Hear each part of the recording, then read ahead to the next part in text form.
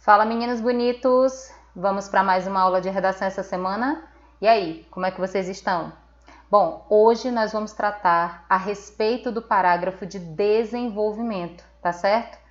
Anteriormente nós estudamos a introdução e aprendemos muita coisa sobre a estrutura desse parágrafo, tá? Agora, em continuidade, nós vamos tratar do parágrafo de desenvolvimento, que é aquele parágrafo responsável pela defesa da tese. E você vai perceber que, ao defender a tese, o parágrafo de desenvolvimento ele se utiliza de muitas informações, o que é muito bacana para você que tem estudado tanto tempo, que tem recolhido várias informações de diversas áreas e agora, na hora de redigir a sua redação, você vai poder se utilizar desses conhecimentos. Fica ligadinho? Vamos lá aprender mais sobre o parágrafo de desenvolvimento? Então vamos lá! A primeira coisa que nós precisamos entender sobre o parágrafo de desenvolvimento é a sua função, para que ele serve, ok?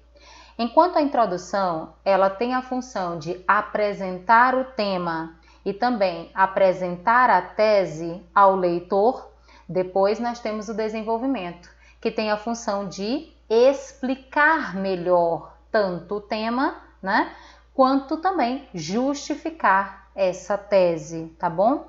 Então vocês vão perceber que existe uma ligação muito forte e muito intensa entre a introdução e o desenvolvimento, tá?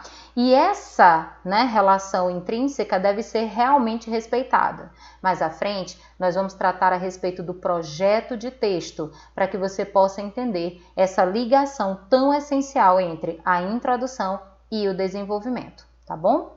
A função do desenvolvimento, então, é justamente essa: comprovar a tese, tá certo? Tornar essa tese válida, verdadeira e aceita pelo seu leitor. Nesse sentido, meus amores, é preciso, por exemplo, se utilizar de estratégias argumentativas, tá certo? As estratégias argumentativas são, na realidade, formas, tá, de se conseguir justamente fazer isso. Ok? Então vamos lá? A tese nada mais é do que a opinião, o posicionamento assumido dentro do texto. Isso ficou bem claro na aula anterior, tá bom? Então, diante dessa tese, diante desse posicionamento, dessa opinião, é preciso criar formas de comprová-la, tá bom? Então, os modos de comprovação da tese é que eu chamo de estratégias argumentativas. A palavra estratégia, na realidade, faz surgir na nossa mente a ideia de que nós precisamos criar modos, modelos ou formas de como realizar uma determinada tarefa, tá? Se você parar para pensar, a palavra estratégia ela traz por trás de si essa ideia de plano, de projeto, de organização. E assim você deve pensar no seu desenvolvimento.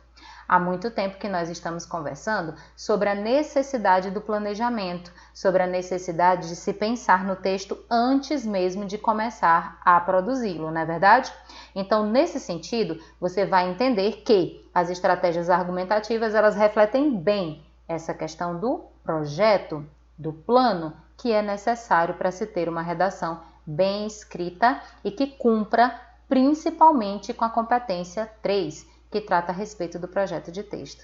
Tudo bem? Então, dentro do parágrafo de desenvolvimento, nós temos que entender que há o propósito de explicar melhor o tema e a tese, tá? E, além disso, justificar, ou seja, tornar válido esse posicionamento. E isso é feito por meio das estratégias argumentativas, tá bom? Fechou? Beleza? Então, a gente pode passar adiante. Vamos lá. Outra coisa que nós temos que entender é justamente como as competências elas serão abordadas no parágrafo de desenvolvimento, tá?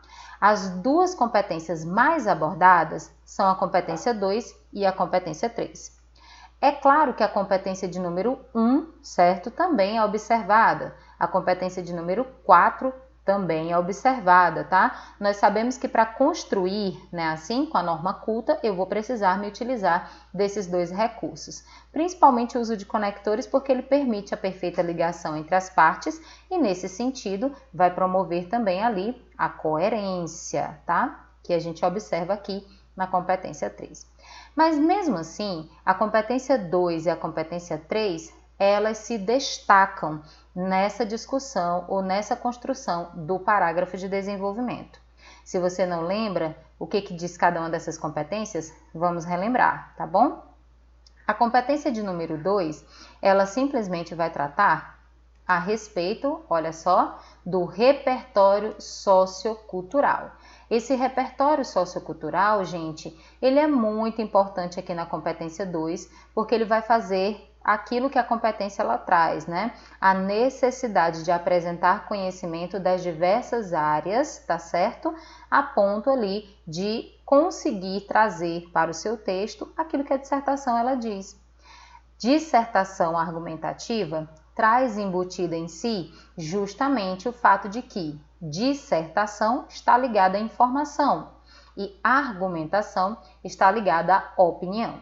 Para cumprir o tipo textual dissertativo argumentativo que é exigido no Enem, eu vou precisar, com certeza, olha só, fazer uso de informação. E aqui eu tenho o nosso repertório sociocultural representando aí justamente essa informação, belezinha?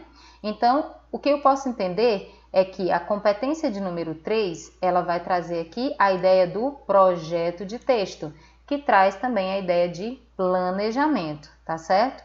Bom, esses dois aspectos são os aspectos mais importantes dessas duas competências que são abordados no parágrafo de desenvolvimento, tá certo? Então, vamos conhecer e entender melhor cada um deles. Aqui na competência 2, nós sabemos que há necessidade da perfeita abordagem do tema, para que o texto ele não tangencie. Nós já sabemos que quando existe a fuga ao tema, a redação ela é zerada, ela perde completamente a capacidade de ser corrigida no exame. O aluno está fora, não é verdade? Nós já sabemos, nós já aprendemos isso. Outra coisa que nós temos que entender é que no caso, né, da competência 2, observando o tema, eu vou precisar ali escolher bem o meu repertório. O repertório sociocultural produtivo, então, consiste no conhecimento das diversas áreas. Então, eu posso dizer que são informações importantes que eu adquiri ao longo da minha formação, tá certo? Então, a competência 2 é importante no desenvolvimento porque é ela responsável por analisar esses conhecimentos das diversas áreas, ou seja, é responsável por analisar o repertório sociocultural produtivo que é aplicado, beleza? A competência de número 3, ela chama a atenção, em razão do projeto de texto, pela perfeita ligação que as partes do texto elas precisam ter. Nesse sentido, nós aprendemos que a introdução é como se fosse um índice, né? Ela funciona como um índice do texto. E nesse sentido, se há um índice, o desenvolvimento desse índice vem logo após, no parágrafo de desenvolvimento. Então, o projeto de texto, que significa nada mais, nada menos que o planejamento que se deve fazer do texto e deixar evidente esse planejamento, tá bom? É que simplesmente vai fazer com que o teu parágrafo de desenvolvimento ele chame a atenção. Por isso que eu vou dizer para vocês que seguir uma fórmula, seguir uma estrutura é muito bacana para evidenciar esse projeto de texto.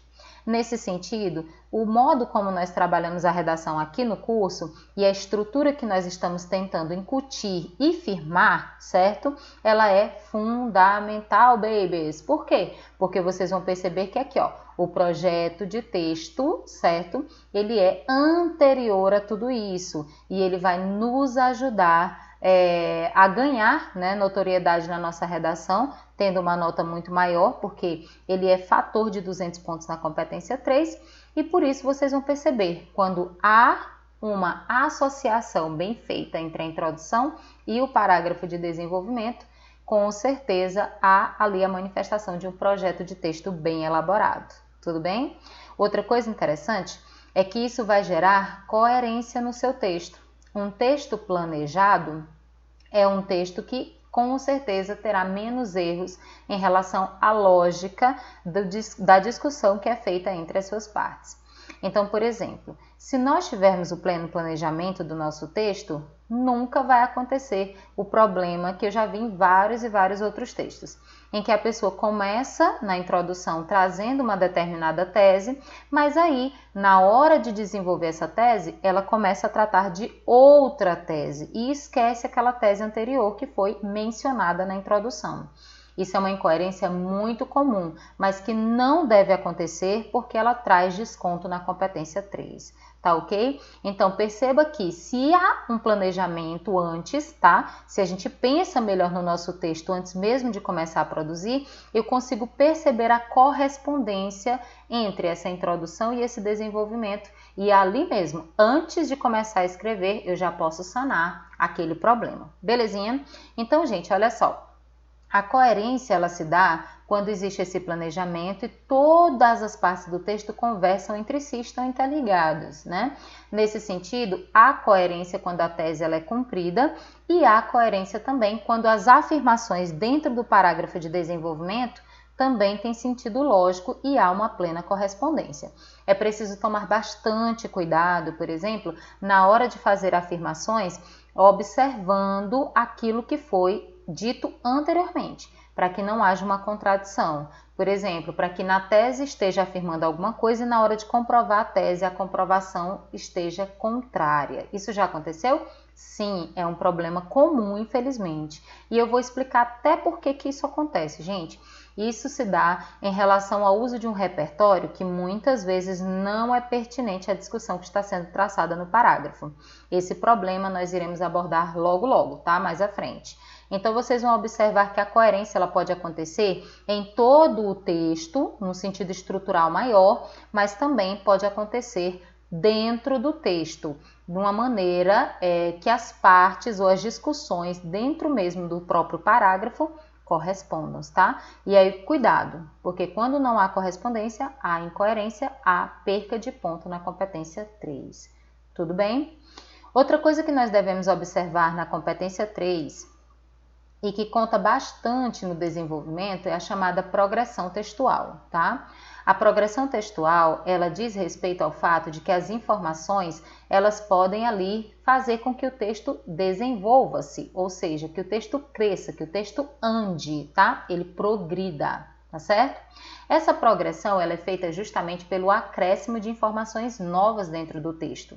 Se, por exemplo, o candidato, na hora de escrever, fica se repetindo o tempo todo, voltando o tempo todo nas suas informações, ou seja, não acrescenta informações novas, ele não vai ter progressão temática. Mais uma vez, o projeto de texto é muito importante nesse momento, porque no momento em que você está planejando, você vai perceber a necessidade de mais e mais informações, tá bom? Nós estamos sempre discutindo com vocês a necessidade de que nós trazemos informação na introdução, trazemos informação também ali no desenvolvimento 1, também mais informação no desenvolvimento 2, porque isso, meus amores, vai gerar progressão, o acréscimo de informações novas, a abordagem de questões, como é que eu posso dizer, que são novas e acrescentadas, com certeza faz o texto andar, faz o texto progredir. Deu para entender? Então, olha só, nós temos aqui esses aspectos que são super importantes. Na competência 2, nós devemos estar atentos ao uso do repertório sociocultural, que é muito importante para gerar a comprovação, já que essa comprovação é feita por meio de informações, tá? E nós temos também a devida abordagem do tema dentro desse parágrafo. Tem gente que às vezes esquece, por exemplo, de citar as palavras-chave também nos outros parágrafos, tá? Não necessariamente é obrigatório que você copie as palavras-chave do jeito que foi lá na introdução, lá em cada um dos parágrafos, mas que, de certa forma, os aspectos do tema sejam abordados. Não se pode esquecer isso dentro do parágrafo, tá certo? Então, vou dar um exemplo para vocês de uma situação em que isso pode ocorrer. Digamos que o texto trate, por exemplo, sobre o autista no Brasil e a sua situação, e que, na realidade, uma das teses fosse preconceito. E aí, de repente, na hora de abordar o preconceito, esquece-se de falar sobre o preconceito gerado ali contra a pessoa autista e aí fale-se apenas sobre preconceito. Traga-se também repertório só sobre preconceito. e aí o autista ficou de lado. Nesse caso, vocês vão observar que há uma falha muito grande na construção da argumentação de vocês, porque simplesmente não houve a devida abordagem do tema, houve um certo tangenciamento. Mesmo que a pessoa, ao longo do texto, ela ainda trate do autista, naquele parágrafo houve um certo distanciamento temático. E isso pode prejudicar e muito a sua nota na competência 2. Então, fica ligadinho que isso pode acontecer, tá? Então, a competência 2 é responsável pelo repertório sociocultural produtivo e a devida abordagem temática, e isso deve ser observado no parágrafo de desenvolvimento.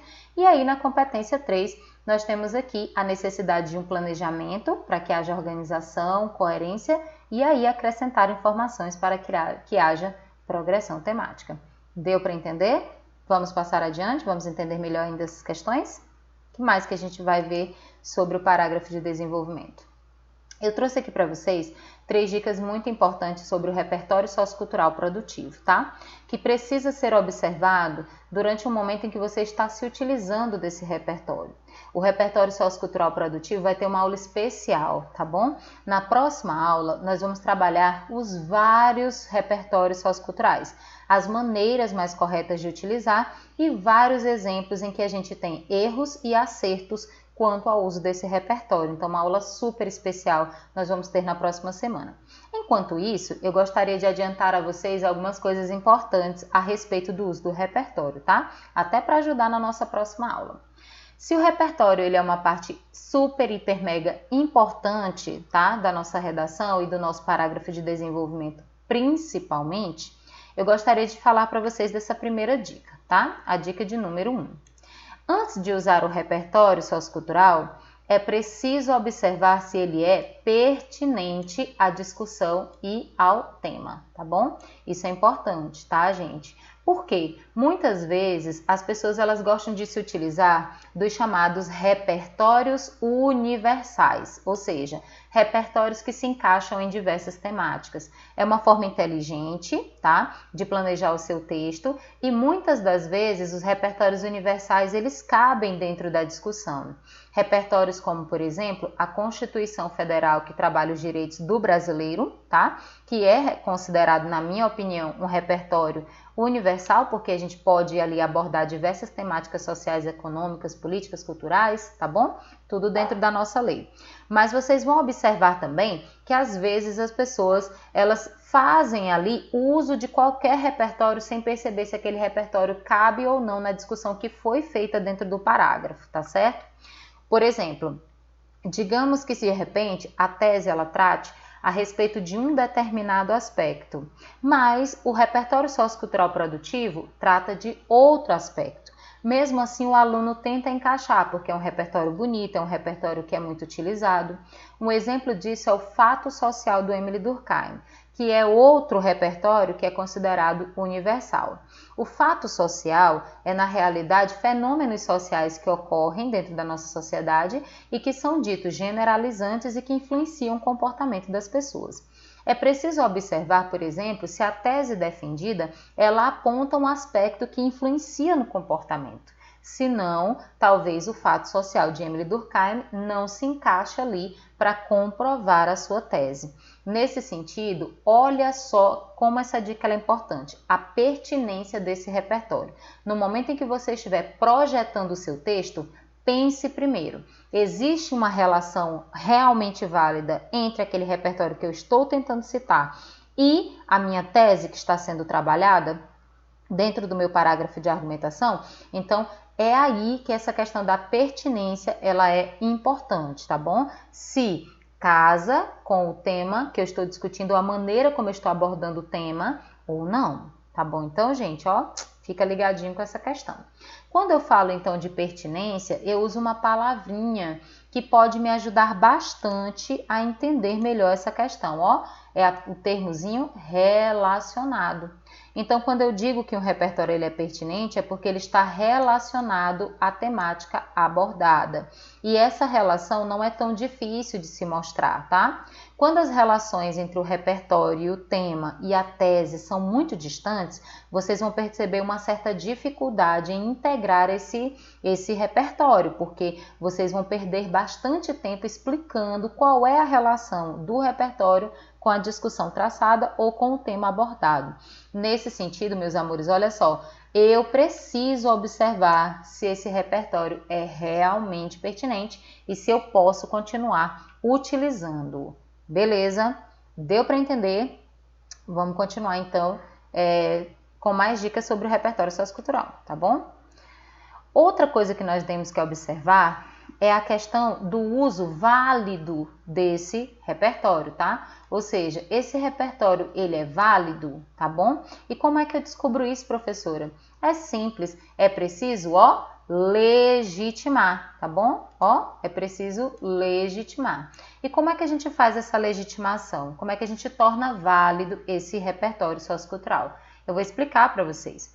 No uso das informações, tá? É preciso observar se é fácil de reconhecer a que área pertence aquela informação ou se aquela informação, né, ela tem todos os dados necessários para que ela pareça algo realmente efetivo, concreto, tá? Ali aceitável pelo teu leitor. Então é preciso tomar muito cuidado com essa questão de usar dados extremamente absurdos, tá? E que muitas vezes as pessoas elas tentam ali encaixar e não funciona muito bem, tá certo? Por quê? É preciso ter uma certa lógica e também é preciso ter todos os dados necessários para a devida compreensão dessas informações. Então, eu vou dizer para vocês que legitimar, certo? É tornar reconhecido, né, aquele repertório. Ou seja, é encaixar ele dentro de uma das diversas áreas do conhecimento.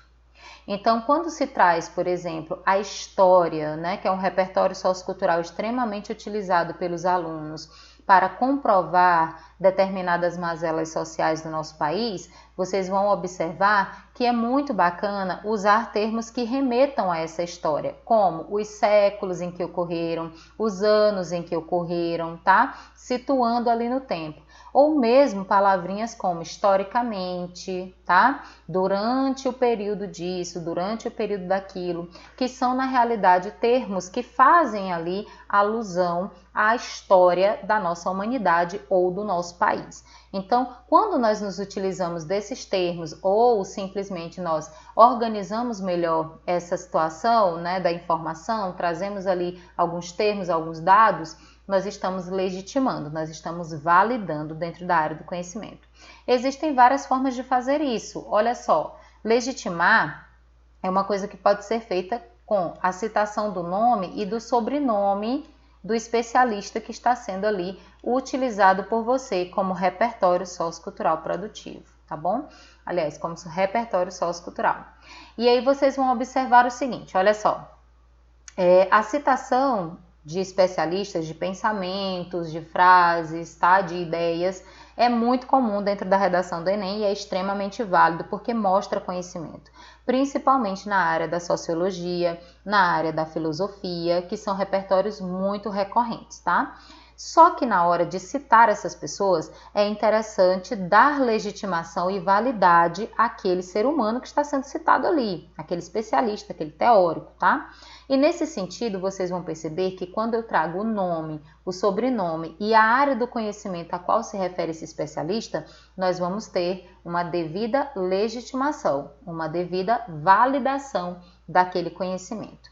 Então, eu trouxe até aqui um exemplo do lado para que vocês possam entender direitinho isso de trazer o nome, sobrenome e a área. Por exemplo, ao invés de escrever apenas Machado de Assis, por exemplo, digamos que eu vou citar o livro Memórias Póstumas de Brás Cubas, tá? E esse livro extremamente conhecido, Machado de Assis, então, o nosso autor da literatura mais famoso do país, talvez dispense apresentações. Não dispensa. A redação, ela necessita de todas as informações necessárias para que o meu leitor ele entenda exatamente tudo que está sendo abordado dentro daquele texto. Então, quanto mais informações eu puder dar, né, melhor. Então, quando eu for citar Machado de Assis, por mais que ele seja extremamente conhecido, é bem melhor que eu escreva o escritor brasileiro Machado de Assis, tá bom? Porque nesse sentido eu estou situando ele dentro da área da literatura e mesmo um leigo desavisado que nunca ouviu falar em Machado de Assis, por mais difícil que isso seja, tá? saberá quem é Machado de Assis. E nesse sentido, ó, o seu repertório está legitimado, ou seja, ele está validado. Olha que bacana? Então, observe como essas pequenas dicas são importantes, tá? Outra coisa, quando nós trazemos aqui a área do conhecimento a que essa pessoa pertence, tá? Nós estamos legitimando, situando ela dentro da área do conhecimento. Outra coisa também é importante, como eu falei para vocês, tá? No caso dos casos de conhecimento público. Os casos de conhecimento público também são muito úteis, são praticamente uma mão na roda para nos ajudar em algumas situações, tá? Às vezes, os dados estatísticos são difíceis de lembrar, mas as situações que foram amplamente exploradas pela mídia são bem mais fáceis de lembrar. Por exemplo, o tema sobre bullying, o que ocorreu em Goiânia no ano de 2017, em que um adolescente atirou em 2 colegas dentro da sala de aula e alegou que, na realidade, fez isso em razão do quê? De ter sofrido bullying. Então, vocês vão perceber que o uso aqui dessa informação e desse exemplo é fácil de lembrar, porque foi um caso que chocou o Brasil, chamou a atenção da população brasileira e por isso, ó, minha gente, vamos lá? Fica fácil de utilizar. Mas na hora de citar esses casos de conhecimento público, há de se notar a necessidade de datas e locais que melhor caracterizem o fato. Gente, citar, por exemplo, um adolescente que atirou em 2 colegas é algo extremamente chocante. Então, às vezes, é bem interessante que você diga quando isso ocorreu, em 2017, tá? Onde foi que isso ocorreu? Em Goiânia. Então, você vai observar que trazer essas informações traz legitimação e valida o seu caso de conhecimento público. E aí, nesse sentido, ó, ele é um repertório sociocultural válido, tá? Para se utilizar. Outra coisa também que é importante que nós observemos é que no caso de citação de percentuais, né, de pesquisas, as fontes são obrigatórias. Caso você cite, por exemplo, uma fonte, caso você cite um dado, uma informação sem a sua fonte, o que vai acontecer? Você vai ser penalizado na competência 2, porque o seu repertório não é legitimado, ok? Vai citar percentuais, vai citar pesquisas, é preciso citar a fonte de forma obrigatória. Deu para entender? Belezinha? Entendeu o que é legitimação? Entendeu o que é validar o repertório? Ótimo! Nós temos mais uma dica para vocês sobre isso. Vamos lá! A terceira dica sobre o uso do repertório sociocultural é justamente a questão da produtividade, tá? O que é um repertório produtivo? Nós estamos sempre comentando com vocês sobre a necessidade de dar produtividade a esse repertório, tanto que a gente fala muito repertório sociocultural produtivo, né? Porque já ficou muito fácil para a gente que trabalha com redação o tempo todo cobrar isso dos alunos, tá? Mas nem sempre um repertório sociocultural ele é produtivo e isso pode prejudicar a nota da competência 2, fazendo com que o aluno não tire os seus 200 pontos tão sonhados, tá? Se de repente em outras edições anteriores do Enem você tirou uma nota menor na competência 2, pode ser que um desses 3 casos que eu estou citando aqui tenha acontecido com você. E nesse caso, por exemplo, a dica 3 pode te ajudar bastante. Então, olha só, gente. A produtividade do repertório, ele também pode ser conhecido como a integração dele. A palavra-chave aqui vai ser integrar, tá bom? Esse repertório, ele precisa estar adentrado à discussão de uma maneira tão intrínseca que, caso esse repertório, seja retirado, se esse repertório ele faz falta a argumentação, tá bom? Aí eu vou dizer que esse repertório, ele é, produtivo. Se ele não faz falta, gente, ele não é produtivo, tá? Então, vamos entender melhor essa questão. Significa dizer que, além de citar, é preciso integrar a informação, tá? Na construção do argumento. Isso é difícil de fazer? Nem tanto. Eu trouxe uns exemplos aqui para vocês observarem como é que isso pode ser feito, tá bom? Então, fica ligadinho e também fica calmo, tá? Vamos lá. Bom, Para integrar melhor o repertório, existem algumas dicas, alguns truques. E um truque é explicar melhor as teorias utilizadas, explicar melhor os fatos que são ali citados, explorar, por exemplo, os números que são utilizados também. Então, essa questão da explicação do repertório ajuda muito a integração dele, porque ele não vai ficar ali solto, né? Como se fosse uma frase apenas acrescentada e que seja ali facilmente retirada em algumas situações. Para vocês terem uma ideia, então, quando eu me prendo em explicar aquele repertório, ao mesmo tempo eu estou integrando ele na minha discussão, tá? É uma ótima dica, tá? Então, olha só, gente, se o repertório faz falta à argumentação, eu digo que ele é produtivo. É uma super dica. Como é que eu posso fazer? Construa o seu parágrafo de argumentação e observe se a parte em que você citou o repertório, ele pode ser retirado sem prejuízo. Como geralmente nós escrevemos o nosso parágrafo, né, bem organizadinho em períodos, muitas vezes vai ter lá no meio, né, depois da apresentação da tese, a gente vai já ver a estrutura do parágrafo de desenvolvimento, nós utilizamos um período inteiro só para trazer repertório dentro do parágrafo de desenvolvimento, tá? Nesse momento, meus babies, é que eu preciso observar se eu retiro esse período do parágrafo, faz falta para o entendimento dele? Será que é possível ler esse parágrafo de desenvolvimento sem essa informação? Se for possível ler o parágrafo de desenvolvimento sem essa informação, então o repertório não é produtivo. Se esse repertório retirado faz falta, então ele é produtivo. Olha que dica bacaninha, tá certo? Então, com certeza agora você vai conseguir observar se o seu repertório está legitimado ou se ele está produtivo. É ou não é? Então vamos lá.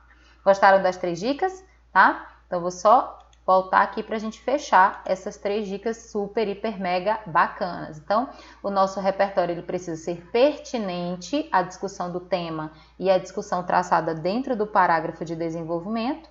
A palavra-chave aqui é que ele precisa estar relacionado, tá bom? Então, o repertório tem que estar relacionado, tem que ser pertinente.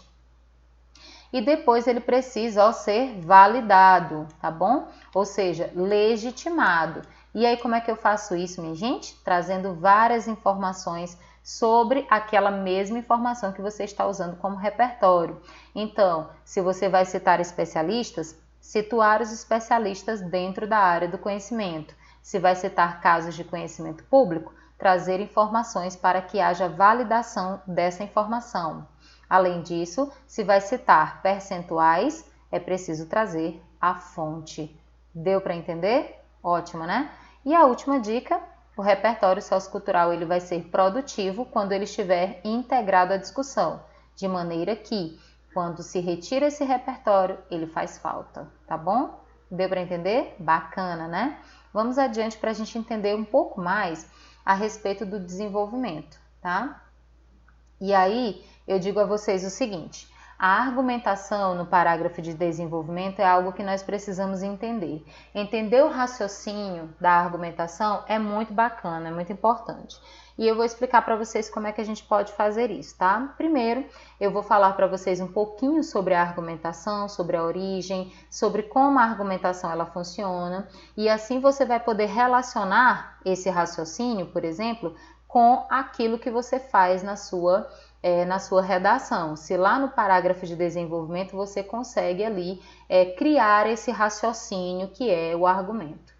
Muita gente me pergunta quando é que eu escrevo parágrafos que sejam realmente argumentativos, tá? E eis aqui que eu vou mostrar para vocês as diversas situações em que eu vou observar se aquele parágrafo é argumentativo ou se ele é expositivo. Vamos lá, vamos lá. Gente, olha, argumento, tá? É simplesmente uma palavrinha. Ficou muito vermelho aqui, deixa eu botar um mais clarinho aqui. A palavrinha argumento, ela é herança do latim, tá certo? Herança do latim. Os povos da antiguidade, eles eram muito adeptos da argumentação, porque a política, ou a ideia de política, surgiu justamente com as formas de organização da antiguidade. E naquela época a política se exercia muito por meio dos discursos, né? E os discursos que eram feitos em praças públicas, em áreas como as assembleias que eram abertas e frequentadas por muitas pessoas importantes da polis, né? Ganhou-se repercussão ao longo daquele período. Nesse sentido, olha só, o argumento era algo extremamente vital para aquela sociedade. Então, treinava-se a argumentação, estudava-se a argumentação de forma profunda. Existiam livros que eram usados somente para ensinar a persuadir. Segundo Aristóteles, persuade-se com as mãos, persuade-se com o som, com o comportamento, com as suas vestes, né? E aí você vai ver que existem vários recursos, várias estratégias que nós utilizamos para poder persuadir, para convencer uma pessoa. E aí nós vamos entender pela origem da palavra, né, argumentum, que vem lá do latim, vem lá dos povos antigos, nós vamos observar então que essa expressão, ela tem a ver com a palavra raciocínio, tá bom? Então o argumento, certo, seja ele oral ou escrito, é uma espécie de raciocínio que o escritor, ele tem que ter, né, para demonstrar ou para comprovar, tá bom? E aí, qual é o objetivo de tudo isso? Convencer, tá vendo? É sempre convencer. Demonstrar está bem dentro do âmbito de explicar, que foi justamente a palavra que nós trouxemos lá no final, que é a palavra de abertura, tem a ver com o objetivo do parágrafo de desenvolvimento.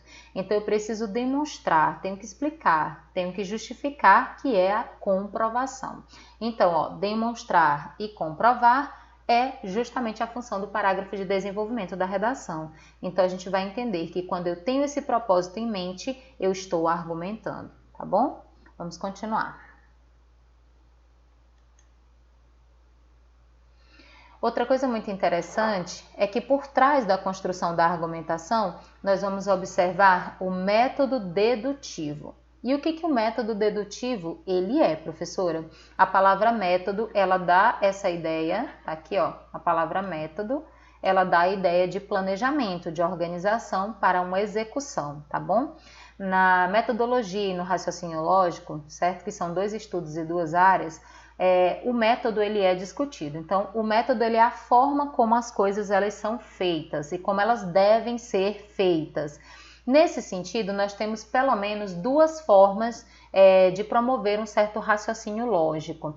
E eu vou dizer para vocês que nós temos o pensamento indutivo, o raciocínio indutivo, o pensamento indutivo ou método indutivo, e nós temos o método dedutivo, ou seja, o raciocínio dedutivo.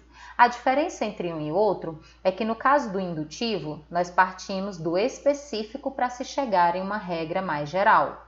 Já no caso do método dedutivo ou do raciocínio dedutivo, nós fazemos exatamente o contrário. Nós utilizamos, pensamentos ou verdades mais gerais, amplamente aceitas, para se chegar em uma verdade, em uma conclusão mais específica, que é justamente o que a gente faz no nosso parágrafo de desenvolvimento, em que a gente se utiliza das informações existentes no nosso meio, no nosso redor, e a partir desses conhecimentos nós criamos uma verdade nossa, que é a nossa tese, que é o nosso posicionamento, a nossa visão sobre aquele tema. Então vocês vão observar que para entender melhor a argumentação, eu também tenho que entender como é que funciona esse pensamento dedutivo, tá bom? Então vamos entender melhor. Para a lógica, um argumento é um conjunto de premissas, e eu diria que essas premissas são, na realidade, conhecimentos, informações, verdades amplamente aceitas, tá? E aí, no conjunto ou no raciocínio lógico entre essas premissas, nós temos ou criamos uma conclusão, tá? E é sempre assim, na construção do parágrafo argumentativo, nós temos o acréscimo dessas premissas que vão gerar uma conclusão e, ao mesmo tempo, nós usamos o método dedutivo para criar a tese, também partindo ali do uso de premissas amplamente aceitas. Eu vou mostrar isso na prática para vocês entenderem melhor, tá? Quando esta conclusão ela resulta necessariamente dessas premissas, nós dizemos que o argumento ele é dedutivamente válido, tá bom? Então, eu vou mostrar para vocês na prática como é que isso se realiza, tá bom? E aí nós temos que entender, então, a dedução é o raciocínio lógico que faz uso de ideias gerais, certo? Premissas, para obter uma conclusão que é mais específica. É o que a gente faz na redação, tá? Então, eu tenho uma premissa maior, tá? Que se junta a uma premissa menor e a partir das duas é possível aqui, ó, criar uma conclusão, que geralmente vai ser o meu argumento, e eu posso também dizer que a minha tese, tá? Vamos seguir adiante. Vou mostrar isso na prática para vocês. Então, sabendo que a dedução é uma espécie de argumento, tá? Em que a forma da lógica, né, é válida e garante uma verdade indiscutível. Por quê? Porque se eu parto de verdades que são pré-existentes e amplamente aceitas, a minha verdade também vai ser uma verdade válida. Isso é um raciocínio muito interessante, porque isso nos ajuda na hora de escolher essas verdades, que nós chamamos de informações, ou o repertório sociocultural que você vai usar, e pelo uso desses raciocínios, pelo uso dessas premissas, dessas verdades válidas, eu vou chegar na minha verdade, tá bom? Vamos lá, vou entender, vou mostrar isso para vocês na prática aqui, ó. Na antiguidade, certo, o uso dessas premissas era sempre evidenciado com esse modelo, tratando a respeito de Sócrates. Eu sei que existem ali discussões em torno da existência de Sócrates ou não, mas eu não vou levar em consideração se Sócrates existiu ou se Sócrates não existiu. Eu vou usar esse exemplo para você entender o pensamento dedutivo, porque ele é o exemplo mais antigo, mais clássico, encontrado em diversos livros antigos, que demonstram para a gente como a argumentação ela é criada por meio da dedução. Então eu vou mostrar para vocês o seguinte, olha só. P1 seria a premissa de número 1. P2 seria a premissa de número 2. Observe aqui o uso de logo, tá? Que é um conector que dá a ideia de conclusão, justamente para mostrar a conclusão que surgiu dessas duas premissas. Então, olha só, gente. A primeira premissa diz o seguinte, é uma premissa mais geral, por isso que é chamada de premissa maior, tá? Todos os homens são mortais. Essa é uma verdade amplamente aceita, tá? Que não vai ser, por exemplo, desmentida, que não vai ser discordada basicamente por ninguém, tá? Então é uma premissa muito maior, mais aceita do que outras verdades. E aí nós temos aqui uma premissa um pouco menor, porque ela é um pouco mais específica. Sócrates é homem, tá? A maioria das pessoas acredita que Sócrates existiu, então também acredita que Sócrates foi homem, beleza? E aí, gente, o que eu posso sair ali, o que eu posso tirar, né, da associação desses dois pensamentos? Que se todos os homens são mortais e Sócrates é homem, tá? Eu posso dizer que Sócrates é mortal, belezinha? Então, esse aqui é uma conclusão gerada, tá? Específica, criada por mim, digamos assim, tá? Diante de duas premissas que são verdadeiras.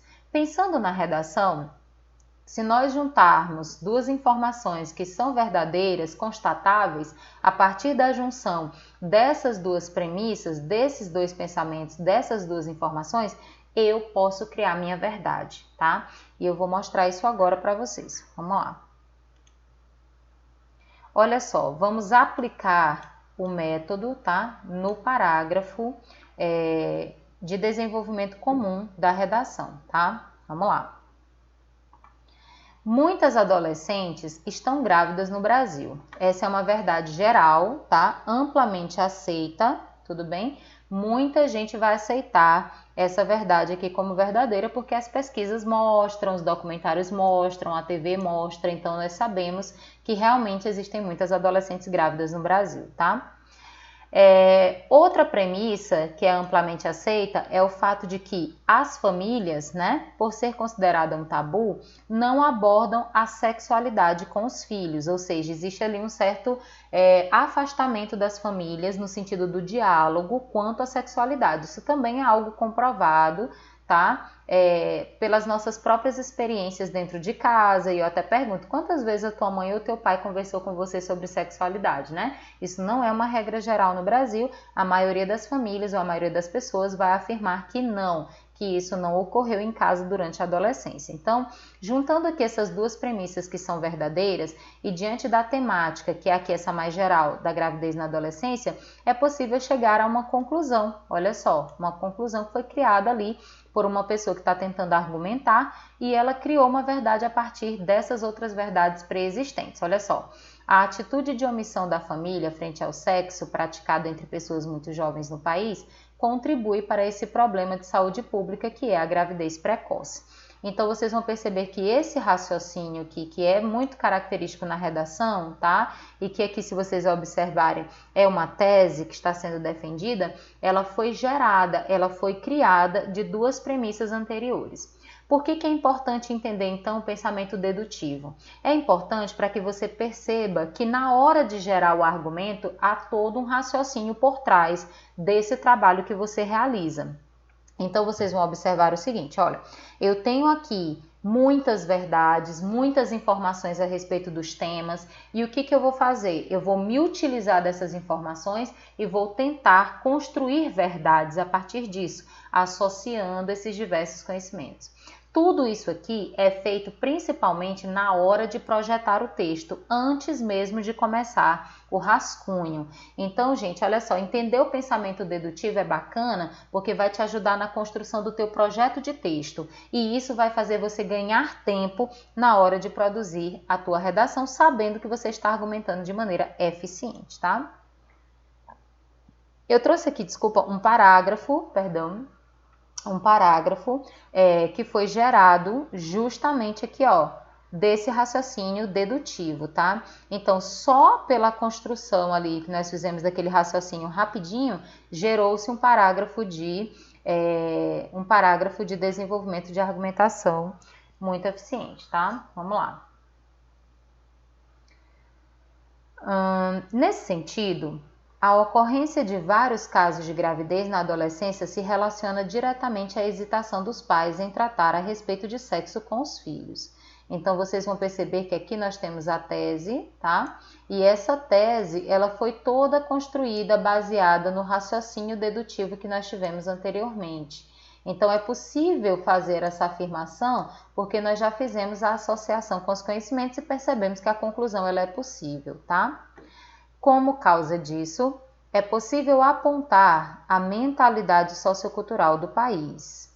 Nesse sentido, a ideia de que o sexo é pecado e apenas para a procriação, herança histórica da Idade Média, faz com que o tema se torne um verdadeiro tabu entre as famílias brasileiras e, por isso, não é abordado nos lares, o que ocasiona números alarmantes desse problema. Se vocês observarem, essa parte em azul é a parte em que nós trouxemos a comprovação, tá, dessa nossa tese anterior. Aqui na tese, nós estamos afirmando que a família não costuma conversar com seus adolescentes sobre sexo. E aqui embaixo nós estamos trazendo uma possível causa para isso, tá? Vamos comprovar que isso aqui é verdadeiro. De que forma? Bom, se vocês observarem, ó, nós estamos falando aqui da mentalidade sociocultural e vamos dizer que essa mentalidade sociocultural é fruto de uma herança histórica, de onde? Da Idade Média.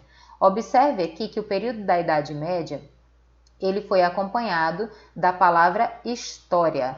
Isso aqui, gente, é claramente uma legitimação do repertório, tá? Então, eu estou situando esse probleminha da construção da mentalidade sociocultural do meu país com um conhecimento sobre a história da humanidade.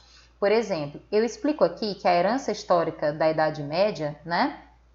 Ela via o sexo, tá vendo? Apenas para a procriação. Né? Isso é um conhecimento que você tem na escola desde o seu ensino fundamental, quando se estudou a Idade Média pela primeira vez. Então, você vai observar que aqui é um aproveitamento dos conhecimentos de área que vocês têm e há aqui justamente a legitimação desse repertório. Observe também que há a necessidade de explicar melhor essa situação. Por isso, ó, faz com que o tema se torne um verdadeiro tabu entre as famílias brasileiras e, por isso, não é abordado nos lares. Perceba que nós demoramos bastante tempo, certo? Para associar o problema com o repertório. Nós estamos falando da Idade Média e falando sobre sexo. Então, perceba a pertinência que esse repertório ele tem. Ele está totalmente ligado à discussão sexual que nós estamos fazendo aqui em relação aos adolescentes. E aí você vai perceber que sim, que essa questão histórica pode explicar perfeitamente o problema das famílias, tá? Para fechar, nós temos aqui: sendo assim, orientar em casa sobre o uso de preservativo e contraceptivos pode ter efeitos, né, benéficos nesse cenário. Então, veja, tá, que essa construção todinha só foi possível, primeiro, por causa do raciocínio dedutivo que foi feito antes. Gostaram? Entenderam melhor a necessidade de ver como a argumentação ela é construída? Então, não se preocupe que as nossas próximas aulas se aprofundarão nisso, para que você não tenha mais dúvidas sobre o que é um parágrafo argumentativo e um parágrafo expositivo. Principalmente aqui com as palavrinhas em verde, ó, os conectores, nós vamos falar muito sobre marcadores argumentativos na próxima aula. Não perca, tá? Vamos lá. Vamos continuar, se ainda dá tempo. Terminando aqui nosso tempo, mas vamos lá. Eu queria falar com vocês ainda nesta aula sobre a estrutura do parágrafo de desenvolvimento, tá certo? O parágrafo de desenvolvimento, em um texto, por exemplo, em que nós trabalhamos as 30 linhas, que é o caso do Enem, tá? O Enem, ele geralmente trabalha com 30 linhas. Professor, existe uma perspectiva de mudança? Não. Pode se preparar o ano inteiro para produzir uma redação com 30 linhas. E no nosso caso, nós já sabemos que 30 linhas, para quem escreve bem, é até pouco, né? Então, outra coisa que nós estamos lembrando aqui é que a nossa estrutura privilegiada no curso é a de 4 parágrafos. Um parágrafo para a introdução, 2 parágrafos para o desenvolvimento e 1 parágrafo para a conclusão. Não é verdade? Olha só, outra coisa é que nós temos aqui que os parágrafos de desenvolvimento, nós temos que ter essa noção, são os parágrafos que são muitas vezes mais longos que a introdução, tá? Eu não vou dizer que no caso do Enem ele é mais longo que a conclusão, porque não é verdade. Algo muito específico do exame é uma conclusão que às vezes é maior que a argumentação, tá? Só que aqui nesse caso eu vou dizer que com certeza o desenvolvimento é maior que a introdução. E se você escreve uma introdução maior que o parágrafo de desenvolvimento, tem algo errado no seu conceito de introdução ou no seu conceito de desenvolvimento, tá bom? Então reveja isso com bastante cuidado. O desenvolvimento, ele geralmente fica entre 7 e 8 linhas, tá bom? Mas depende muito de como você organiza os seus parágrafos e quantas linhas você destina para cada parágrafo, tá certo? No caso da introdução, 5 a 6 linhas são ótimas, né? São, na realidade, perfeitas para essa construção, tá? Se ficar muito longo, vai tomar o lugar que era do desenvolvimento ou da conclusão, o que vai atrapalhar muito a produção do seu texto. Então, o importante aqui é manter o equilíbrio entre os tamanhos dos parágrafos. Os parágrafos de desenvolvimento devem ter mais ou menos o mesmo tamanho, nem muitas linhas, nem mais linhas em relação ao outro. Eles precisam ter ali uma equidade, belezinha? Quando a gente fala do equilíbrio, é porque a introdução ela tem a função apenas de apresentar o tema e a tese. Já o desenvolvimento tem a função de provar, de explicar melhor. Então, com certeza ele é mais longo, tá? E aí a conclusão às vezes chega a ser mais longa porque ela tem elementos que são obrigatórios. Isso já é assunto para as nossas próximas aulas, tá? Então, vamos entender aqui essa questão da estrutura. Sabendo então que esse parágrafo ele é longo, nós temos que entender também as suas partes, tá? Eu vou dizer a vocês que eu vou começar o meu parágrafo de desenvolvimento sempre atrelado a um conector. Eu vou botar aqui um xizinho para mostrar isso para vocês, tá? Que esse X represente aqui um conector. Existe uma ligação muito intrínseca entre a introdução que foi realizada e o desenvolvimento do texto que será realizado.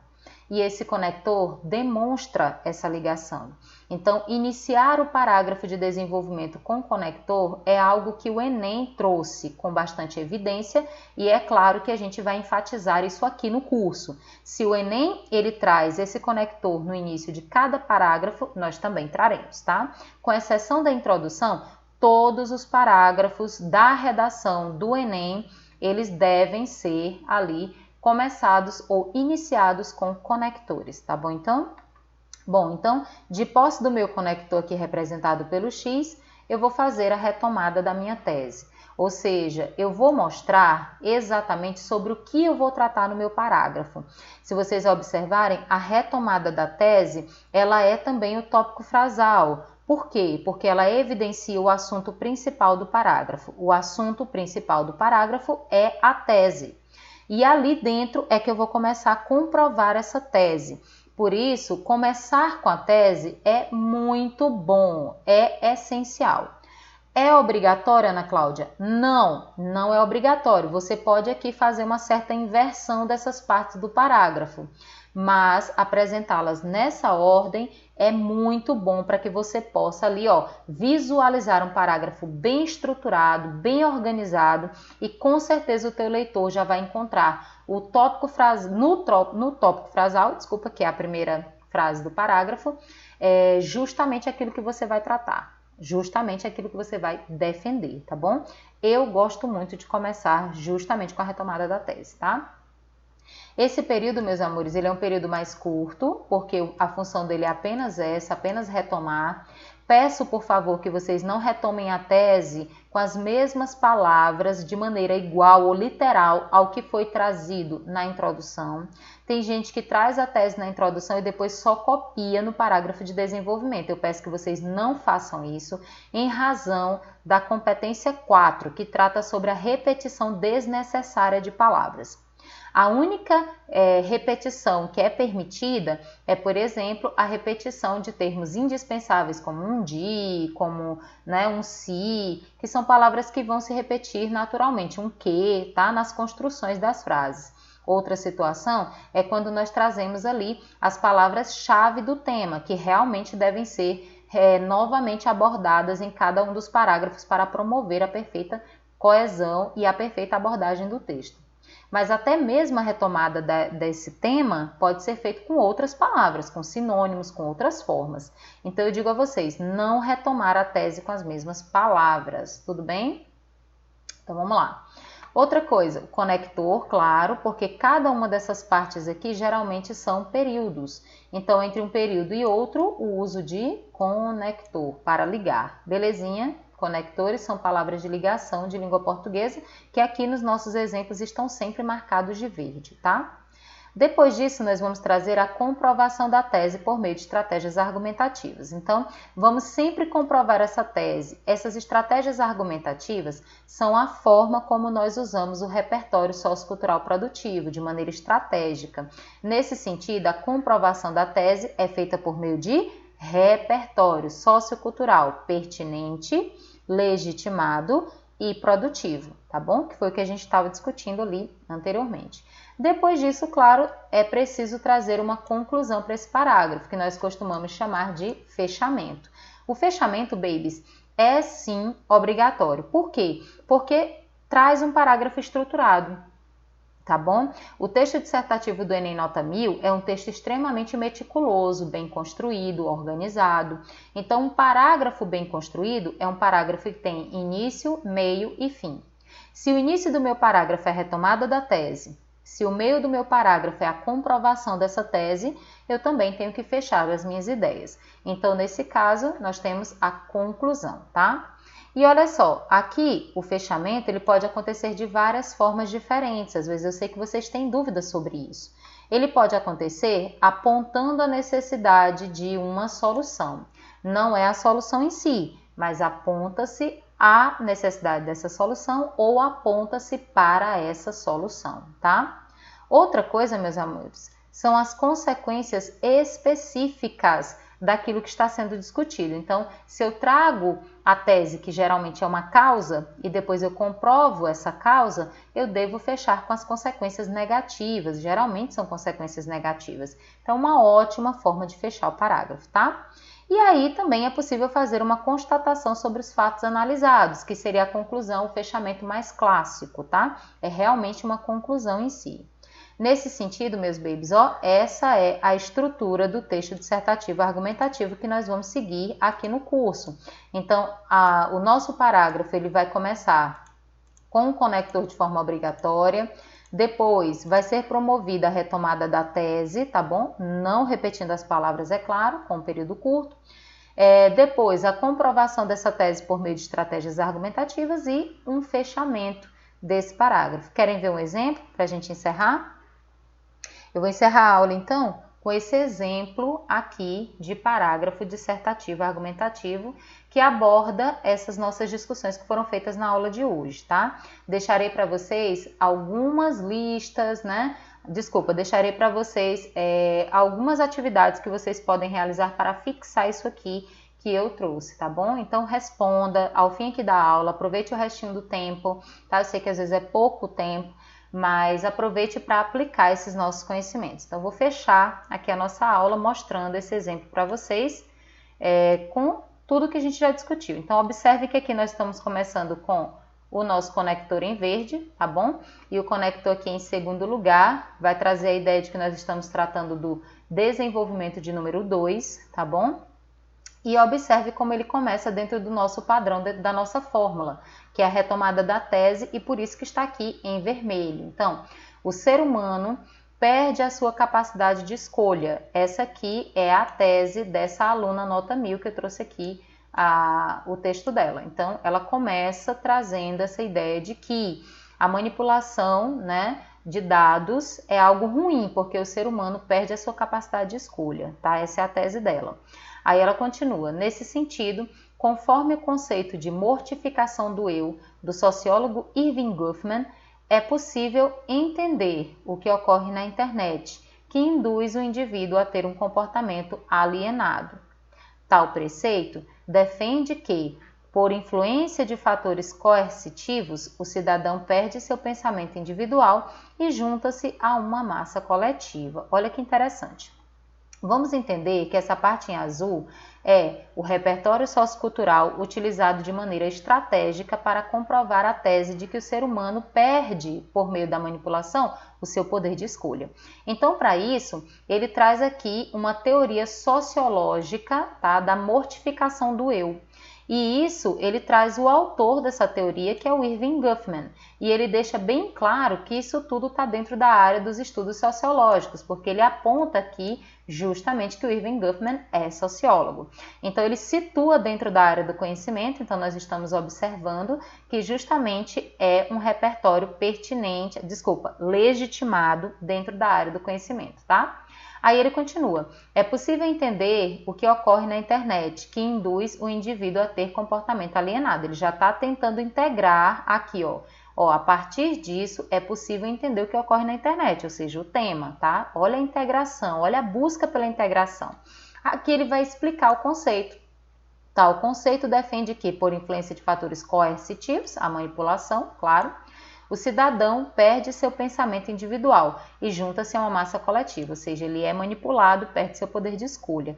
Então, observe que se a gente tira aqui o pensamento do conceito de mortificação do eu não vou entender essa explicação que vem logo embaixo, eu não vou entender essa discussão do meu parágrafo. Isso deixa bem claro que essa discussão ela está integrada, esse repertório está tão integrado que se eu retiro esse parágrafo aqui, eu não vou entender que tal preceito é esse que defende essa influência por fatores coercitivos. Então, perceba que existe aqui um repertório sociocultural legitimado dentro da área do conhecimento da sociologia e também integrado, porque se eu retiro, né, ele vai fazer falta, então ele é produtivo, tá?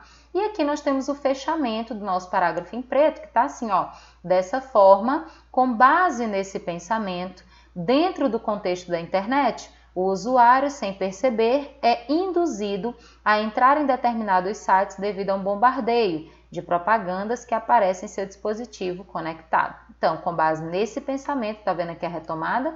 Realmente eu não tenho como tirar o pensamento do Irving Goffman daqui. É muito produtivo esse repertório. Dentro do contexto da internet, o usuário, sem perceber, é induzido. Ou seja, estou provando a mortificação do eu pela manipulação. Parágrafo top da balada, gente. Maravilhoso esse parágrafo.